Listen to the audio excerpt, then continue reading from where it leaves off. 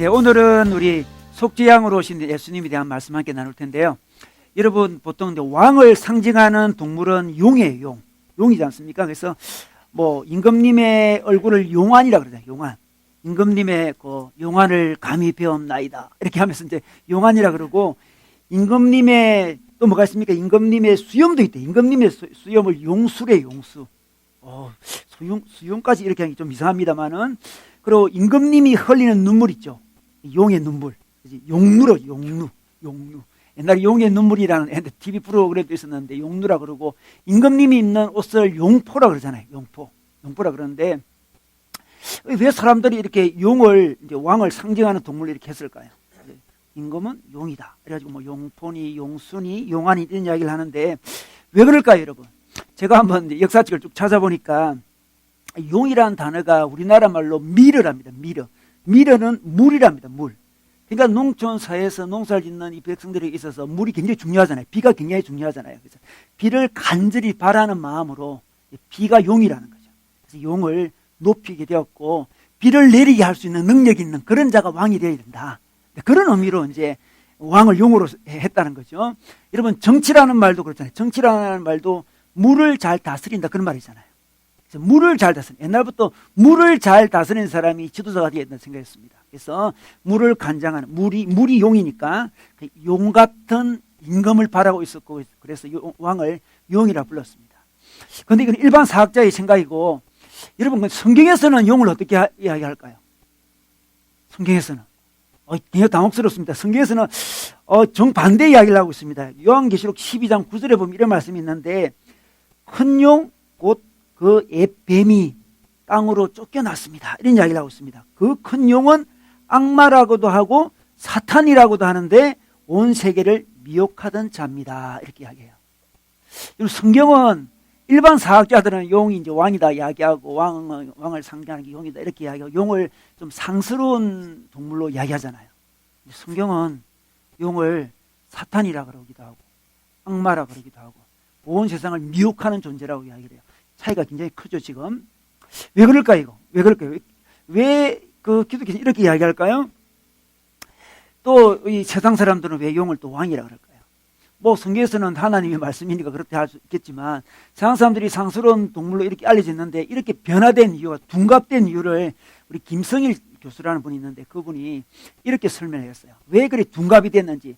원래는 마귀였는데 어떻게 왕을 상징하는 동물이 되었는지 그분이 그에 대해서 설명하고 있는데, 리무롯이라는 사람이 있어요. 여러분, 창세기 11장에 보면 리무롯이 나오는데, 10장에 나오고 11장에도 나오는데, 리무롯이란 왕이에요, 왕. 대단한 왕인데, 그 왕이 바벨탑을 쌓습니다. 그 바벨탑을 쌓은 왕이 리무롯이라는 왕이에요. 그래서 창세기에서 가장 중요한 인물이 리무롯이라는 인물인데, 이때부터 이제 사탄이 이제 자기 하순이죠, 리무롯을 통해서 자기 정체가 용이잖아요, 용의 정체를 알려주면서 세상 사람들 현혹시킨 거죠. 자기가 사탄인데 사람들은 자기를 왕으로 모시는 그런 변화를 리무롯을 통해서 시켰다고 이야기하는데 좀 근거가 있는 것 같아요. 그래서 어느 순간 사탄이나 이 마귀가 어느 순간 우리에게는 막 우러러보고 바라보는 왕으로 바뀌어버린 것은 사탄의 전략이었다는 거예요. 사탄의 전략입니다. 어쨌든 사람들은 용같이 물을 잘 다스리고 세상을 지배하는 카리스마가 넘치는 사람들을 바라보고 있고, 그 사람들을 왕으로 삼기를 원하는데, 그런데 우리 왕 중의 왕은 예수님인데, 예수님은 어떤 모습으로 오셨습니까? 모든 사람들은 용 같은 존재를 바라고 있어요, 지금. 용 같은 지도자를 바라고 있는데, 예수님은 어떤 존재로 오셨습니까? 예수님은 어린 양으로 성경에서 오셨다고 했습니다. 지금 예수님 당시에도 수많은 사람들이 용 같은 존재를 기다리고 있습니다. 용 같은 메시아를 기다리고 있어요. 용 같은 그리스도를 기다리고 있고요. 사실 우리도 지금 그런지 몰라요. 우리가 기다리는 존재가 세상을 잘 다스릴 수 있는 능력 있는 용 같은 존재를 우리 사실 기다려요. 우리 인생을 좀 이렇게 보호도 해주고 책임도 지어주시고 하는 그 용 같은 존재를 기다리는지 몰라요. 근데 예수님이 처음 탁 나타났을 때는 그 용 같은 모습으로 오지 않으시고 정말 양 같은 모습으로 오셨습니다. 왜 그러셨을까요? 왜 예수님은 어린 양으로 오셨을까요? 오늘 그 말씀을 함께 나누고 싶은데요. 오늘 말씀 먼저 읽겠습니다. 우리 두 사람이 아름답게 읽어주시기 바랍니다. 다음 날 요한은 예수께서 자기에게 오시는 것을 보고 말하였다. 보시오, 세상 죄를 지고 가는 하나님의 어린 양입니다. 내가 전에 말하기를 내 뒤에 한 분이 오실 터인데 그분은 나보다 먼저 계시기에 나보다 앞서신 분입니다 한 적이 있습니다. 그것은 이분을 두고 한 말입니다. 나도 이분을 알지 못하였습니다. 내가 와서 물로 세례를 주는 것은 이분을 이스라엘에게 알리려고 하는 것입니다. 요한이 또 증언하여 말하였다. 나는 성령이 비둘기같이 하늘에서 내려와서 이분 위에 머무는 것을 보았습니다. 나도 이분을 몰랐습니다. 그러나 나를 보내어 물로 세례를 주게 하신 분이 나에게 말씀하시기를 성령이 어떤 사람 위에 내려와서 머무는 것을 보거든 그가 바로 성령으로 세례를 주시는 분임을 알아라 하셨습니다. 그런데 나는 그것을 보았습니다. 그래서 나는 이분이 하나님의 아들이라고 증언하였습니다. 아멘. 네, 우리 이스라엘은 지금 정치적인 메시아를 기다리고 있었습니다. 그런데 수많은 사람이 정치적인 메시아를 기다리고 있는데 어떤 사람이 홀연히 등장했죠. 그 사람은 지난주에 말씀 나누는데 세례 요한이었습니다. 세례 요한이 그들이 기다리는 정치적인 메시아인지 정말 기대하는 마음으로 물어봐요. 당신이 그리스도십니까? 당신이 메시아입니까? 물어봐요. 그때 어떻게 대답했습니까? 세례 요한은 나는 아니다 그랬어요. 나는 너희들이 기다리는 정치적인 메시아가 아니다. 나는 뭐다? 나는 광야에서 외치는 소리 정도다. 이렇게 이야기를 하고 임금님이 오시는 참 메시아가 오시는 그 길을 미리 닦는 신하 정도, 길 닦는 사람 정도다. 이렇게 소개하고 있어요. 딱 이렇게 소개하고 있었는데 그 다음날이 딱 됐어요. 사람들은 이 사람이 그리스도가 아니구나. 어찌된 일이지 하고 있는 상황에서 그 다음날에 진짜 메시아가 등장했습니다. 29절에 보니까 다음날 요한은 예수께서 자기에게 오시는 것을 보고 말했다. 예수가 와요. 이렇게 이야기합니다. 보시오! 이렇게 이야기합니다. 세상 죄를 지고 가는 하나님의 어린 양입니다. 딱 이렇게 이야기를 합니다. 메시아를 알아봤습니다. 다른 사람들은 메시아를 알아보지 못했어요. 너무나 평범하게 보였습니다. 목수였습니다. 별 다른 모습이 없어요. 용과 같은 모습이 없습니다. 정치적인 메시아 같은 느낌도 없고 능력도 없는 것 같아요. 그냥 다가와요. 그러나 세례 요한은 딱 알아봤습니다. 다른 사람이 알아보지 못하는 상태에서 딱 알아봐요. 바로 저분이다. 저분이 메시아다. 이렇게 외치면서 그분을 상징하는 동물을 양이라고 이야기를 해요. 보시오, 세상 죄를 지고 가는 하나님의 어린 양입니다. 양을 이야기합니다. 참 메시아를 상징하는 동물이 양이라는 거죠. 참 어찌 보면 참 재밌어요. 양이라니 좀 위대한 지도자는 뭐 이렇게 아까도 얘기했지만 용이든지 사자든지 호랑이든지 그래야 될 것 같은데 양이라고 이야기를 하고 있어요. 양이. 제가 잘 쓰는 농담인데요. 이 개천에서 양 났네 이런 이야기 있습니까? 없잖아요. 개천에서 양 났니 없어요. 개천에서 용이 나지 양 나지 않습니다. 그런데 세례 요한은 많은 사람을 집중시켜 놓고선 양이다 이렇게 이야기하고 있습니다. 왜 그럴까요? 왜 양이라 그럴까요? 예수님 보고 수많은 동물이 있을 건데 예수님을 양이라 그래요. 그렇게 된 이유는 뭐 예수님이 부드럽기 때문에 그럴까요? 예수님이 양처럼 너무 부드러워요. 부드러운 메시아 뭐 그런 이야기 하는 거 아니죠? 구약 성경에 보면 양은 인간을 대신해서 제물이 되었습니다. 대신 죽었습니다. 우리 대신 죽는 존재가 양이었습니다. 예수님이 이 땅에 오셨습니다. 세례 요한은 외치고 있습니다.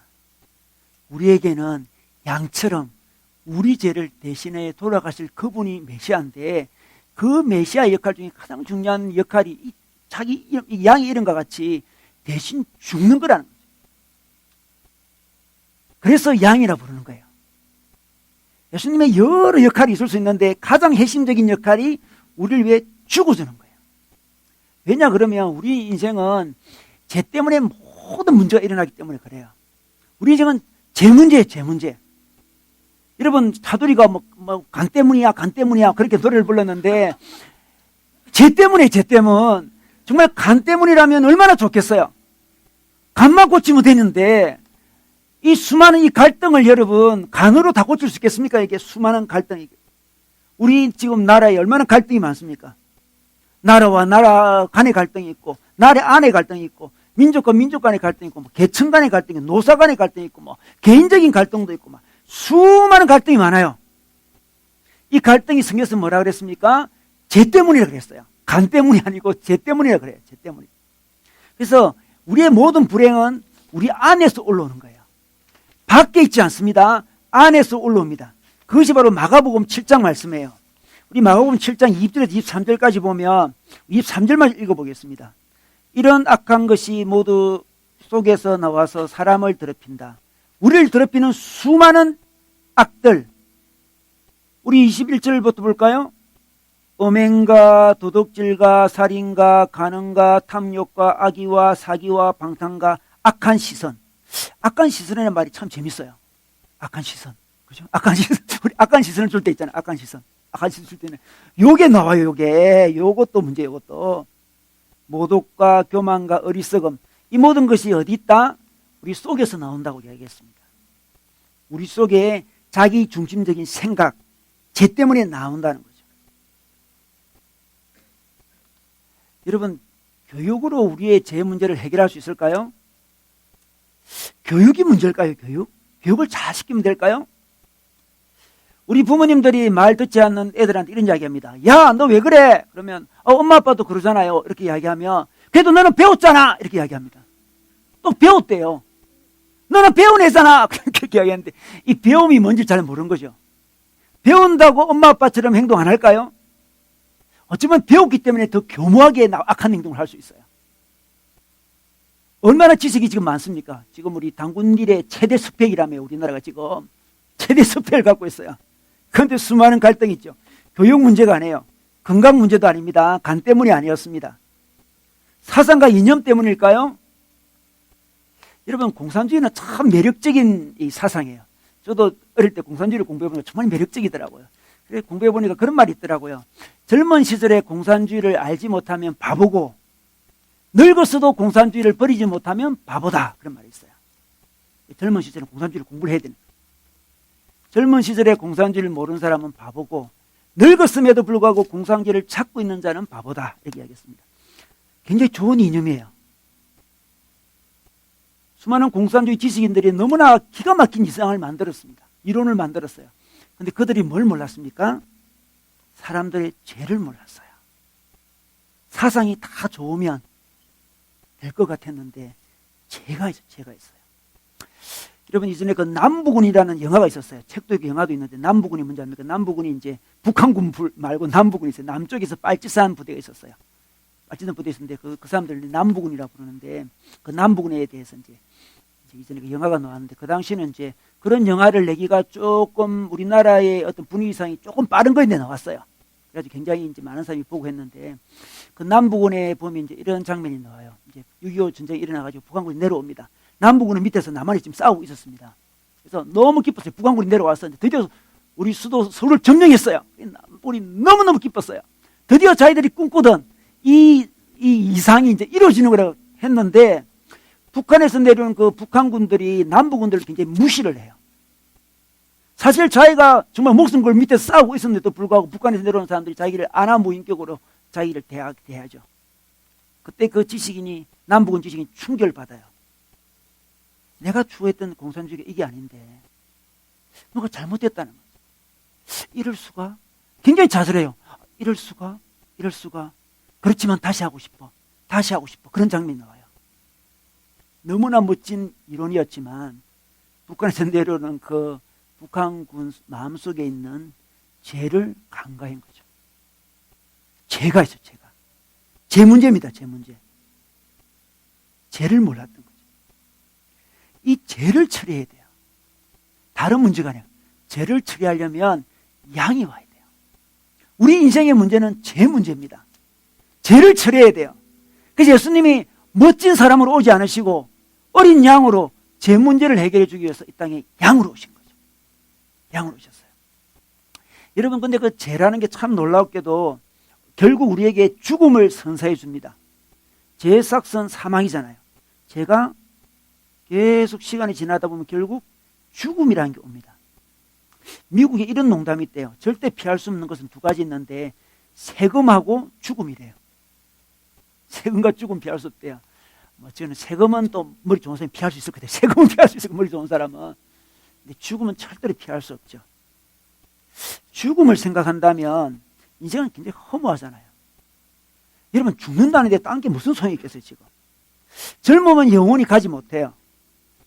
제가 지난주에 대구 가서 오랜만에 20년 만에 만난 사람도 있고 15년 만에 만난 사람이 있었는데 그 사람이 저를 보고 아유 목사님 옛날보다 참 늙으셨네요 이렇게 이야기했어요. 15년 20년이니까 이거 늙어 당연하겠죠. 늙으셨네요. 그랬습니다. 제가 보니까 그분이 더 늙은 것 같았어요. 그랬는데 차마 제가 뭐 그런 말을 그분은 그렇게 이야기했지만 제가 어떻게 그분 여자분인데 어떻게 이야기했어 그냥 아 옛날 모습 그대로예요 이렇게 하니까 엄청 좋아하더라고. 엄청 좋아해요. 여러분 안 만나는 사람이 10년 만에 만나면 굉장히 늙어 보여요. 그렇지 않습니까? 5년 만에 만나도 늙어 보이고 한 20년 만에 만나면 깜짝 놀라죠. 20년 전의 모습, 그 젊을 때 30대 초의 그 모습과 지금 모습은 다르잖아요. 여러분 젊으면 이렇게 가는 거예요 그냥. 마음은 뭐 어쩔지 모르겠어요. 마음은 젊을 수 있겠지만 몸은 이렇게 가는 거예요. 세월이 흘러갑니다. 마치 이게 뭡니까? 꽃 있잖아요. 이 꽃병에 꽂아놓은 꽃 같은 거죠. 그냥 보면 살아 있습니다. 푸르르기도 하고 향기도 나고 그래요. 그러나 실상은 죽은 거예요. 죽은 겁니다. 그것을 인식하게 될 때 인간은 큰 좌절에 빠지게 되죠. 그게 제일 큰 문제예요. 인간에게 죽음의 문제라는 거. 우리 인생은 어찌 보면 배터리 같아요. 배터리 좀 없어지잖아요. 이거 충전 안 하면. 근데 인생의 배터리는 충전이 안 되더라고요. 우리 인생 충전하는 배터리 있는 사람 있나요, 혹시? 좀 충전 좀 해주세요, 저. 충전이 안 되는 배터리. 이 사실을 알 때 인생은 그 몰려오는 두려움과 괴로움에서 견딜 수가 없어요. 그 문제를 해결해야 돼요. 여러분, 옛날에 김광석이라는 가수 있었죠. 아주 유명한 가수. 저는 그 가수 노래만 조금만 들어도 마음이 너무 아파요. 못 듣겠어요. 제가 무서워하는 가수인데.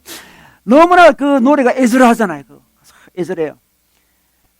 그분이 불렀던 노래 중에 30쯤에 있어요. 30쯤에 많죠, 지금. 절대 듣지 마세요, 지금. 그 사람이 32살에 자살하잖아요. 자살해요. 제가 그 분당의 어느 그 묘지에 가서 이분 비석을 본 적이 있어요. 다른 분 장례 인도하러 갔다가 그 옆에 이분의 비석이 있더라고요. 이분이 묘가 있더라고요. 그래서 참 안타깝다 하면서 제가 그 묘를 보고 온 적이 있는데 32살에 그 사람이 자살했잖아요. 그분은 아주 그 실력이 대단한 사람 같아요. 근데 그분이 극복하지 못한 것은 죽음의 문제였죠.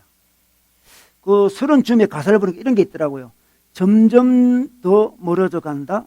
머물러 있는 청춘인 줄 알았는데. 물론 32살밖에 안 됐어요. 근데 제가 보기에는 뭐 그렇지만 어쨌든 자기가 생각하는 청춘이 막 멀어져 가는 걸 못 견디겠다. 점점 더 멀어져 간다. 머물러 있는 청춘인 줄 알았는데. 머물러 있는 사랑인 줄 알았는데. 이렇게 이야기하잖아요. 매일매일 이별하고 살거나 매일매일 이별하고 살거나 너무나 자기 그 슬픈 마음을 이 노래로 담아내요. 그래서 모든 사람을 다 슬프게 만들어요. 그래서 그 극복할 수 없었죠. 그 좌절감. 자살하잖아요. 여기 인생에 이게 인간 그 사람은 아주 솔직한 사람이었어요. 정말 솔직한 사람, 인생을 본 거죠. 점점 멀어져가는 자기 청춘을 자기는 본 거예요. 개미는 있잖아요. 이렇게 먹이를 찾으러 갔다가 갈 때는 막 여러 곡선도 그리면서 막 방황을 한대요. 방황을 한답니다. 그러다가 먹이를 딱 찾는 즉시 그 다음부터는 집을 향해서 직선으로 쫙 온대요. 놀라운 본능을 갖고 있어요. 그죠? 도로 찾을 때도 뱅글뱅글 도는 게 아니에요. 본능적으로 집을 압니다. 먹이를 찾기 전까지는 방황을 하지만 먹이를 찾자마자 집에 대한 분노한 그 본능이 있어가지고 쫙 직선으로 간다는 거죠. 여러분, 우리 인생이 그러면 얼마나 좋겠어요? 방황하지만 어느 순간 딱 갈 수 있는 어느 곳이 있다면 정말 좋겠지만 우리 인간은 마지막 순간 갈 곳이 없어요. 집이 없는 거죠, 집이. 끝없는 방황이에요. 두려운 거죠. 좌절합니다. 그것이 성경에서는 죄의 결과로 일어난 이야기라 그래요. 우리 문제는 죄의 문제입니다. 교육의 문제도 아니고 건강의 문제도 아니고 사상의 문제도 아니고 죄의 문제고 그 죄가 우리에게 정말 두려운 죽음까지 가져다 주고 있는 거죠. 그래서 메시아는 그 죄의 문제, 죽음의 문제를 해결해 줄 분으로 오셔야 된다는 거죠. 그래서 예수님이 양으로 오셨습니다. 제물이 되어서 돌아가셨습니다. 돌아가셨어요. 어떤 사람은 이런 질문을 합니다. 그냥 하나님이 그냥 용서해 주시지 자기 아들 뭐 제물로 삼지 말고 우리 보고 죄 지었나? 그래 용서한다. 괜찮다. 그냥 천국 가자. 이렇게 하면 좋을 것 같은데 왜 굳이 예수님을 고난받게 하시고 대속물 삼으셨냐? 이렇게 질문하는 사람이 있습니다. 하나님 너무 사랑이 많으시면 그냥 다 용서해 주시면 될 걸 왜 희생을 치르게 했냐? 이렇게 이야기하는데 여러분 진정한 사랑은 희생이 있습니다. 걸기가 있어요. 진짜 사랑하면 희생이 있습니다. 여러분 사람들을 만날 때 우리를 좀 힘들게 하는 사람들이 있잖아요. 그 사람들은 마음의 상처와 고통과 이런 것 때문에 우리 마음을 힘들어합니다. 와서 신세 타령하는 사람들 만나면 진을 빼잖아 우리가. 그런데 그 말을 들어줘야만 그 사람이 치유가 일어나요. 누군가 희생을 해야만 치유가 일어납니다. 희생 없이 치유가 일어나지 않아요. 그냥 친한 사이, 그냥 서로 뭐 어려움도 안 주는 사이가 되면 편하죠 뭐. 사이도 고생도 안 하고 힘들지도 않고. 그런 사이는 어찌 보면 사랑의 사이가 아니라 할 수 있습니다. 내 에너지를 빼앗아가요. 내 에너지를 빼앗아가요. 그게 사랑이에요. 예수님이 이 땅에 죽으신 이유는 희생하려고 그러셨고요. 희생이 진짜 사랑이기 때문에 그렇습니다. 그냥 용서가 안 돼요. 자녀를 양육할 때도 마찬가지입니다. 자녀가 한 20살 될 때까지는 부모님의 양육을 많이 받아야 되잖아요. 부모가 양육하고 희생해야만 이 의존적인 인간이 독립적인 인간이 되는 거예요. 희생이 없이는 이 성인이 될 수가 없어요. 어릴 때 동화책을 읽어주잖아요. 동화책 읽어줘야만 자녀의 지성이 자라요. 근데 동화책 읽어주면 재밌습니까? 저는 좀 재미가 없어요. 대부분 그렇지만 아빠는 재미가 없어요. 재미가 없음에도 막 읽어줘야만 돼요. 희생이죠, 희생. 읽어줍니다. 재미없는 동화책을 읽으니까 잠이 와요. 저는 동화책 읽다가 잘 때도 많았어요. 읽다가 잠꼬대를 하고 있어요. 그러면 우리 한결이 그러죠. 아빠 무슨 소리야? 이렇게 이야기해요. 그럼 잠꼬대라고. 잠꼬대라고. 정신, 그래. 하면 또 다시 읽는 거죠. 에너지가 듭니다. 목욕을 시켜야 되고, 옷을 입혀야 되고, 밥을 먹여야 되고, 그래요. 또 칭찬도 엄청 많이 해야 됩니다. 혼을 한 번 내고 칭찬 10번 해야 되는데, 한 번 낸 것만 기억하고 있어요, 사람들은. 네. 어린애가 자랄 때 엄마의 희생이 필요하고, 아빠의 희생이 필요하죠. 제가 아는 어느 형제는 초등학교 때부터 자기 엄마가 자기를 놓아 길렀대요. 돈이 생기면 엄마가 돈 가져가지도 않았대요. 보통 돈 생기면 엄마 뺏어가잖아요. 그거 그래야 좋은 거래요. 그런데 뺏기기 나아요. 많이 줄 거니까. 엄마가 자기가 돈 생기면 자기한테 돈을 뺏어가지도 않고 엄마가 자기에 대해서 책임도 지지 않더래요. 초등학교 시절부터. 너 혼자 살아라. 이런 이야기를 했는데 근데 그 친구가 나이가 지금 많이 되었음에도 불구하고 너무 정신적으로 어린애예요. 너무 어린. 아주 의존적이에요. 왜 그래 됐습니까? 부모가 희생을 안 해서 그래요. 부모가 희생을 하든지 자녀가 인생을 낭비하든지 선택을 하게 되는 거죠. 여러분 사랑은 희생이 있습니다. 그래서 예수님이 직접 제물이 돼서 죽으신 거죠. 다른 종교에 이런 거 있습니까? 이 고대 신들은 분노하고 형벌을 내리고 제물을 가져오라 그래요. 너희들 중에 한 명을 제물로 삼아라 그래요. 다 고대 신들은 그런 신들이잖아요. 근데 예수님은 어떻게 된 일인지 우리에게 제물을 가져오라 하지 않으시고 자기가 몸소 희생하며 제물이 되십니다. 어린 양으로 오신 거죠. 어린 양으로 오셨습니다. 우리에게 제물이 딱 되어주셨습니다. 근데 너무나 감사하게도 이 제물은 한 번에 끝나는 제물이었습니다. 이 말씀이 히브리서 말씀인데요. 히브리서 함께 볼까요? 우리 히브리서 10장 11절에서 12절까지 우리 함께 읽어보도록 하겠습니다. 시작.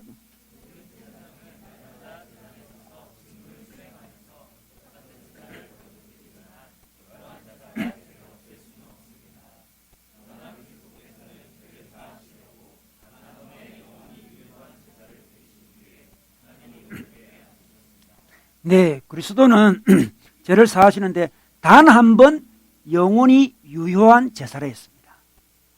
이 제사는 우리 죄를 이렇게 용서해 준 이 제사는 한 번으로 끝나는 제사라는 거죠. 얼마나 감사합니까?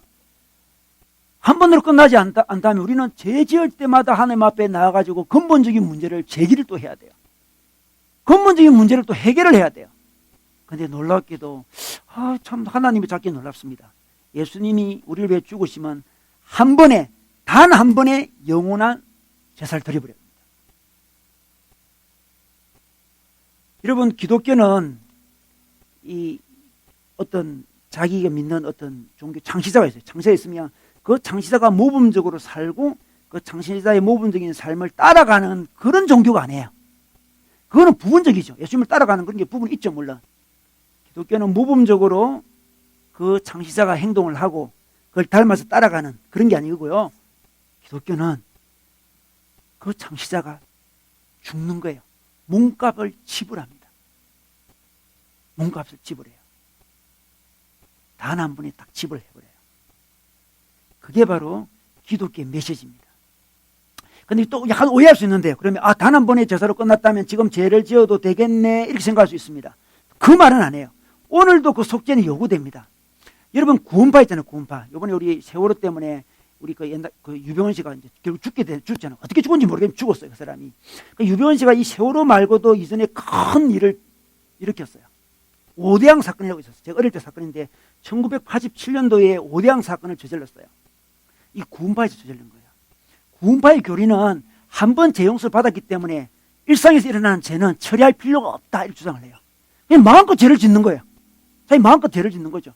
죄책감도 없이 죄를 지어요. 한 번 용서 안 받았으니까 뭐 영원한 제사를 우리가 드리게 됐으니까 다른 죄를 지어도 된다 이런 분위기예요 지금. 그 다음에 그 무슨 죄들을 짓게 되는데 오대양 사건은 32명이 집단적으로 자살을 했어요. 그런데 일부는 타살이었어요. 일부 타살, 일부 자살이었는데 유병헌 씨라는 걸 이제 견제를 알게 되었는데 증거 불충분으로 그냥 석방되고 말았어요. 증거가 없어요, 증거가. 심정적으로는 분명해요. 왜냐 그러면 오대양이라는 그 회사가 있는데 회사의 그 회사 사장이 이제 박순자라는 여자였는데 그 사람이 구원파 사람이었어요. 유병헌 씨 믿는 사람이었죠. 근데 박순자 그 사람이 배신을 해요. 배신을 합니다. 32명을 데리고 배신을 해요. 배신을 해서 자기 나름대로 사교를 만들어요. 사이비. 그러니까 유병헌 씨 구원파 안에서도 또 사이비가 되는 거예요. 만들어요. 유병헌 씨가 굉장히 화가 나가지고 추측건데 죽이라고 해서 죽이게 됐다고 사람들이 알고 있어요. 지금. 이런 일이 왜 일어납니까? 군파는 자기들은 다 기독교라고 그러는데 왜 일어날까요? 단 한 번의 제사를 오해한 거죠. 단 한 번의 제사로 끝났지만 우리 삶 속에 일어나는 수많은 죄도 어린 양의 보혈로 어린 양과 더불어 씻어내는 걸 몰랐기 때문에 마음껏 이렇게 죄를 짓고 있어요. 그럼 예수님께서 제자들에게 세독식을 한 다음에 베드로에게 이야기합니다. 베드로가 저는 씻어주지 마세요 이렇게 이야기합니다. 어떻게 스승이 제사의 발을 씻습니까? 이렇게 할 때 예수님이 이렇게 이야기했습니다. 이미 목욕한 사람은 온몸이 깨끗하나 발밖에는 더 씻을 필요가 없다. 그럽니다. 발은 씻어야 됩니다. 발은. 그죠? 이미 단 한 번의 제사로 온몸은 다 씻었습니다. 우리는 이제 용서 받았어요. 그럼에도 불구하고 우리는 일상을 살아가며 발에 때가 많이 묻잖아요. 매일 씻듯이 그걸 씻어내야 됩니다. 씻어내야 돼요. 어린 양은 지금도 우리에게 어떤 역할을 해요. 영원히 우리의 죄를 용서해 주신 분이시고 또한 지금도 우리를 괴롭히는 수많은 죄의 문제를 해결해 주는 분이십니다. 여러분, 가톨릭에 보면 이제 마리아를 좀 숭배하잖아요. 마리아를 숭배합니다. 그래서 우리가 당신들 왜 마리아를 숭배하냐고 그렇게 하면 자기들이 숭배하지 않는데요. 자기 숭배하지 않는데요. 자기 교리적으로 숭배하는 건 아니래요. 근데 실상을 보면 숭배를 해요. 보면 실상을 숭배해요. 그런데 그 사람들이 왜 마리아를 숭배하겠습니까? 왜 마리아를 그리 높이겠습니까? 마리아를 중보자 위치에 좀 올려놓고 있습니다. 왜 그럴까요? 왜 그러겠습니까? 옛날부터 이게 여자 신에 대한 그리움이 좀 있어요. 그래서 여자 신들이 굉장히 고대 사회에 많지 않습니까? 그래서 우리 마음속에는 엄한 남자 신과 아주 자상한 여자 신에 대한 약간 그리움이 있어요. 그래서 약간 뻔딴 거예요. 이게 뻔딴 거고 일상을 살아가면서 일어나는 죄 문제를 대신 용서해주고 대신 하나님께 말씀해주고 일상에 살아가는 여러 가지 인생의 어려움들을 대신 중보해줄 분이 필요했는데 그걸 마리아로 잡은 거예요. 사실 예수님이 그걸 다 할 수 있음에도 불구하고 예수님은 단 한 번 속죄만 생각하고 일상에 일어나는 죄는 예수님께 나아가지 못하고 다른 대안을 세운 거죠. 마리아를 지었어요. 마리아를 통해서 마리아여 나의 죄를 하나님께 구해 주소서 하면서 마리아를 통해서 자기 문제를 해결하기를 원했어요. 그래서 마리아를 숭배하고 있는 거죠. 그런데 성경은 그렇게 이야기하고 있지 않습니다.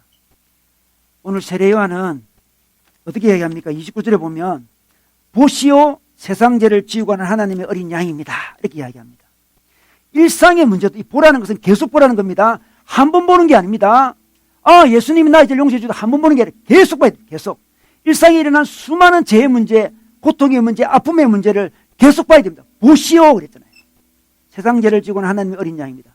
어린 양을 계속 보면 우리 삶에 일어나는 수많은 죄의 문제, 갈등의 문제들을 해결해 갈 수 있다는 거죠. 여러분 죄는 있잖아요. 투쟁한다고 이기는 게 아니에요. 싸운다고 이기는 게 아니에요. 내 어떤 죄가 있다. 그죠? 죄를 바라보면서 내가 너를 이기리라. 바라봐요. 반드시 이래라. 그런다고 죄를 이길 수가 없어요. 오히려 더 매일 가능성이 많아요. 죄는 바라볼수록 더 매이는 거예요. 제가 며칠 전에 우리 바로 지산에 가니까 있잖아요. 토끼가 있었어요. 여러분 산에 토끼가 있더라고. 여러분 아시나요? 지산에 토끼 깜짝 놀랐어요. 올라가 토끼가 나타났어요. 보니까 폼이 산토끼가 아니에요. 너무나 유순하고 저 옆에 와요. 막 토끼가. 그래서 제가 찍었어요. 야야 하면서 그리고 나뭇잎을 줬어요. 야 먹어 하면서 제가 계속 줬어요. 엄마 먹어요. 막 먹어요. 이게 동물원인가? 이거 뭐야 이거 정말. 산이에요 산. 이 간악산이었대요 여기에. 하얀 토끼 하면 나타났어요. 또 검은 토끼가 또 하나 나타나더라고. 부부인가 봐요. 또 하얀 토끼가 애 있더라고 보니까. 검은 토끼 하얀 토끼가 어떻게 하얀 토끼를 낳았지? 그래서 세 마리가 내 주에 왕을 돌고 돌아다니. 좀 제가 알려주세요. 왜 이런 일이 이런지 좀 알려주세요. 이거 누가 풀어놨나요 이거? 산이 풀어놨는가요? 자기 집 토끼를? 밤에 죽으면 어떡하려고 고양이한테 물리면 좀 이해가 안 되지만 어쨌든 걔들은 전혀 겁이 없어요. 저한테 타고 오더라니까요. 제가 이 토끼 이야기 하려고 하는 거 아닌데 여러분 죄라는 것은 예를 들어 죄라는 게 검은 토끼를 생각해 봅시다. 검은 토끼 생각을 많이 한다 해서 검은 토끼가 자기 인생에 사라지는 게 아니에요. 딴 거를 봐요. 딴 거를. 하얀 토끼를 봐야 돼요. 하얀 토끼. 이 무슨 말일까요? 어린 양 예수를 보는 거죠. 우리를 괴롭히는 죄 문제들 많잖아요. 죄 문제를 바라보면서 내 죄를 내가 꿈꿔야 말겠다. 이렇게 한다고 해서 제가 떠나가는 게 아니고 대신 어린 양을 보아라. 계속 보다 보면 어느 순간 제가 저 멀리 가는 걸 볼 수 있어요. 어린 양을 봐야 돼요. 우리 예수님은 바라면 바라볼수록 우리가 거룩한 사람이 되는 거지. 예수님은 있잖아요. 우리가 거룩할 때 오시는 분이 아니에요. 거룩할 때 오신다면 성경에 예수님 만난 수많은 사람들 예수를 만날 수가 없어요. 사마리아 여인은 예수를 만날 수가 없습니다. 삭개오도 만날 수가 없습니다. 만날 수가 없죠. 거룩한 사람이 어린 양을 만난 게 아니고요. 어린 양을 만날 때, 어린 양을 바라볼 때 거룩해지는 거예요. 이게 성경의 원리입니다. 우리 문제는 제 문제거든요. 결국 제 문제예요. 그 죄는 밖에 있지 않고 우리 속에 있습니다. 해결하고 싶어요. 이 죄 때문에 자기도 괴롭히고 주위 사람을 수많이 괴롭히고 있어요. 죄가 크면 클수록 더 많이 사람을 괴롭히고 있습니다. 온 국민을 가슴 아프게 만들어버려야죠. 고통에 빠뜨리고 있어요. 지금. 죄 문제. 그 죄를 해결하는 방법은 그 죄를 계속 바라본다고 되는 게 아니고 예수를 바라보는 거죠. 어린 양 대신 예수를 보시오 했습니다. 자, 예수를 봐야 되는데 근데 세례요한은 예수를 보시오 하면서도 자기는 평소에는 뭘 하고 있습니까? 세례를 베풀고 있어요. 물세례를 베풀고 있습니다. 그래서 인간이 할 일이 있다는 걸 알 수 있습니다. 물세례를 베풀고 있습니다. 물세례는 뭡니까? 죄를 자백하는 겁니다. 인간에게 자백하는 겁니다. 자백해요. 이게 바로 예수님께 가기 전에 미리 이 길을 닦는 모습이죠. 죄를 고백합니다. 어떤 사람은 이 마리아를 의지하는 사람이 있고 어떤 사람은 아무도 의지하지 않고 자기가 직접 늘 하나님과 관계 속에서 자기 문제를 해결하겠다고 생각하는 사람이 있어요. 그건 굉장히 개인주의적인 영성이에요. 우리가 왕 같은 제사장이라 해가지고 아무런 사람 없이 혼자서 하늘 앞에 나가 자기 죄를 해결하겠다는 것은 성경적인 원리가 아니에요. 하나님이 교회라는 공동체를 주시고 그 공동체 안에서 그런 일이 벌어지기 원하셨습니다. 그래서 세례를 베푸는 거예요. 여러분 가톨릭에는 구해성사가 있잖아요. 구해성사. 고해성사. 고해성사는 뭡니까? 자기 죄 지은 것을 하는 게 직접 가지 않고 사제한테 가는 거야. 사제한테. 그 정신은 굉장히 좋은 거예요. 사람한테 가요. 그 형식적이 되는 게 문제지. 사람한테 갑니다. 저 여동생이 예수원에서 오래 있었거든요. 예수원에서 오래 있었는데 예수원은 이제 성공회여가지고 그 고해성사 시간이 있어요. 고해성사가 들었던 이야기를 저한테 해주더라고요. 자기가. 근데 고해성사는 이제 가톨릭에 보면 고해성사 보면 이제 신부님 만나 뵈가지고 뭐 이런 잘못했습니다. 그럼 뭐 이렇게 보내고 이 짧은 게 아니고요. 자기 죄진 걸 그걸로 다 적게 한대요. 아주 큰 시간이 그냥 보통 시간이에요. 아주 심각한 시간이에요. 그래서 자기 죄를 적는데요. 신부님께 가기 전에 벌써 적는 거죠. 적으면서 많은 사람이 운대요. 회복이 일어난대요. 회복이 일어납니다. 여러분, 사람에게 죄를 고백하지 않으면 우리 인간은 너무 연약하기 때문에 자기 죄를 얼렁뚱땅 넘어갈 때가 많아요. 나는 제사상이니까 얼렁뚱 넘어가요. 그렇게 될 가능성이 굉장히 많습니다. 대통령 신부님께 가기 전에 자기 죄를 적어요. 이렇게 적습니다. 그러면서 벌써 자기 죄를 많이 직면을 해요. 갔을 때 자기 죄를 고백합니다. 이미 준비가 많이 돼서 왔어요. 대신부님께 그 죄를 고백하는 순간 이제 그 죄를 짓지 않아도 될 용기와 힘이 막 생긴대요. 그래도 성경 야고보서에 보면 이렇게 말씀하고 있죠. 그러므로 여러분은 서로 죄를 고백하고 이런 말씀입니다. 죄를 고백해야 돼요. 세례 요한이 한 일은 그거였습니다. 여러분, 예수님이 어린 양으로 오셨다 그러면 사람들은 어린 양 오셨다 예수님만 늘 생각할 수 있는데 하나님이 교회라는 걸 주시고 서로 죄를 고백하게 했습니다. 그 죄를 고백해요. 그럼 대신부님이 그렇게 한대요. 고백하면 뭐 주기도문 10번 외워라 이런 식으로 이야기한대요. 10번 굉장히 의미 있죠. 10번 외워요. 10번 외웁니다. 서로 죄를 고백해야 돼요. 죄를 고백해야 됩니다. 그래야 죄를 극복할 수가 있습니다. 이미 근원적인 죄는 다 해결됐습니다. 우리는 단 한 번의 죄로 다 해결되었습니다. 그럼에도 불구하고 우리를 괴롭히는 수많은 죄의 문제가 있습니다. 큰 전쟁은 끝났지만 빨치산들이 아직 남아있어요. 국지전이 막 벌어지고 있어요. 지금 우리 인생을. 그것들이 우리를 너무너무 괴롭히고 있어요. 죄가 우리 속에 상처나 쓴뿌리가 숨어 있어가지고 막 그게 죄로 나타나면서 요동치고 있습니다. 해방되는 길은 뭐다? 그 죄를 고백하는 거예요. 저는 우리 젊은 청년들이 저한테 와서 제 고백을 굉장히 많이 했어요. 제 고백을 많이. 아마 저를 믿어서 그랬겠죠. 제 고백을 많이 했습니다. 그 죄 고백한 친구들의 대부분은 그 죄에서 많은 해방을 경험하죠. 하나님께 죄 고백하면 되죠. 그 말은 원리적으로 맞는 이야기지만 하나님이 서로 죄를 고백하라 했습니다. 그래서 우리가 가정교회 모임을 하는 거죠. 자기 혼자 신앙생활을 하지 않습니다. 가정교회 모임하다 보면 자기 죄와 자기 약함과 자기 아픔을 고백할 수밖에 없잖아요. 그리고 가정교회 모임이 있는 거죠. 뭐 결모임도 마찬가지고. 그래서 소그룹이 있는 거예요. 자기 죄를 고백합니다. 자기 이야기를 고백해요. 물론 그 어떤 심각한 고백은 많은 사람 앞에 하는 것은 좋지 않아요. 이거는 지혜가 필요합니다. 많은 사람 보는 앞에서 자기 뭐 성적인 죄를 고백하면 굉장히 곤란해요. 그거는. 그런 것은 정말 신뢰할 수 있는 사람한테 이야기를 해야 돼요. 신뢰할 수 있는 목자나 신뢰할 수 있는 목사님이나 고백을 해야 돼요. 근데 고백하고 안 하고의 차이는 굉장히 커요. 사람에게 고백하겠다는 것은 여러분 사람에게 고백이 쉽습니까? 절대 쉽지 않습니다. 내가 사람에게 고백하겠다고 결단할 때는 벌써 죄를 끊겠다는 대단한 각오가 있을 때 할 수 있는 거예요. 내가 정말 이 죄를 끊고 싶다. 이 죄를 이기고 싶다.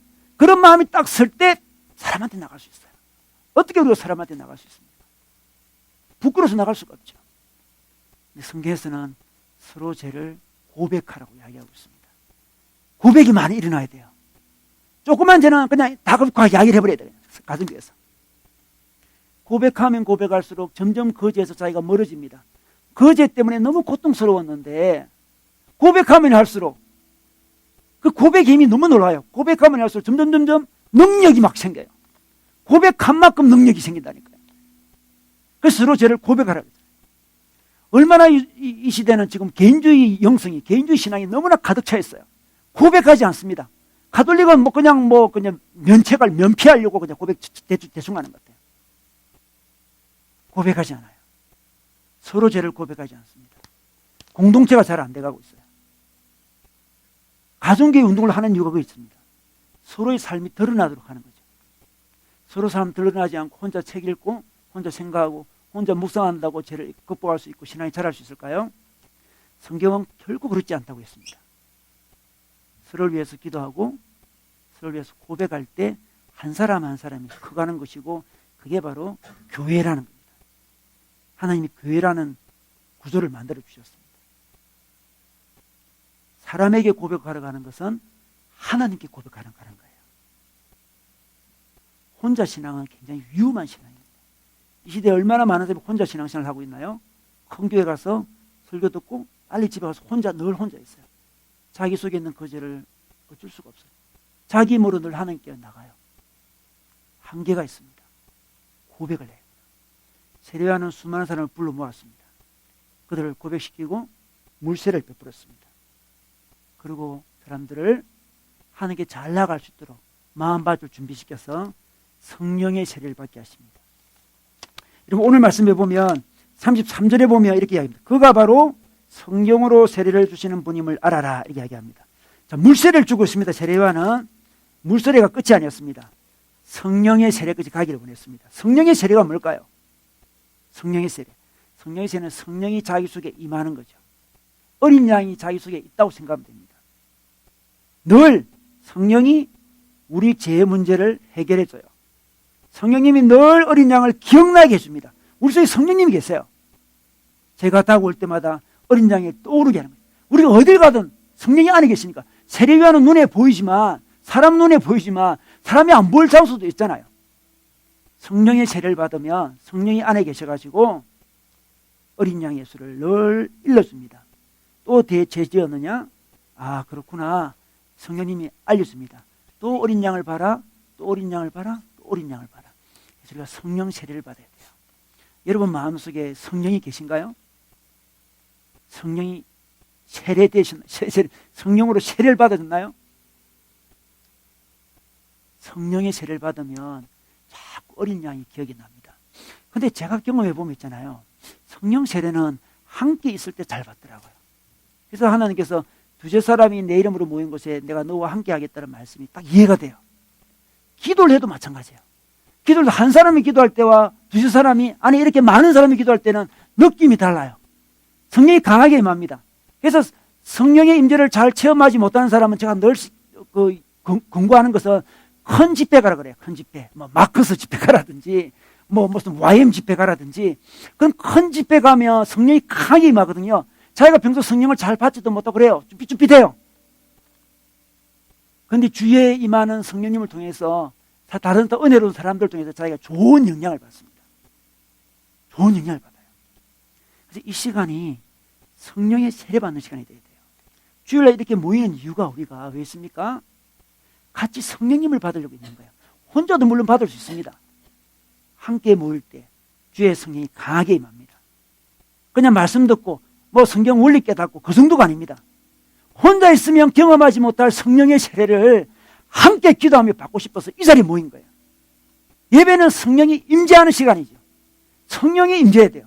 성령이 임재하지 않으면 그냥 설교를 글로 읽은 거나 말로 들은 건 무슨 차이가 있겠어요. 예배는 그런 시간입니다. 성령이 임해야 돼요. 성령이 임하면 어린 양이 보입니다. 성령이 임하면 자기 연민에 빠지지 않습니다. 자기 연민에 왜 빠집니까? 자기가 보이기 때문에 자기 연민에 빠지는 거죠. 성령님은 자꾸 자기를 보지 마라 그러고 어린 양을 봐라, 어린 양을 봐라고 이야기를 해요. 자기 연민이 떠나갑니다. 뭐 자기 우월한 마음 있잖아요. 이게 뭐 자기가 뭐 이게 대단하다 생각하는 그런 마음들 있잖아요.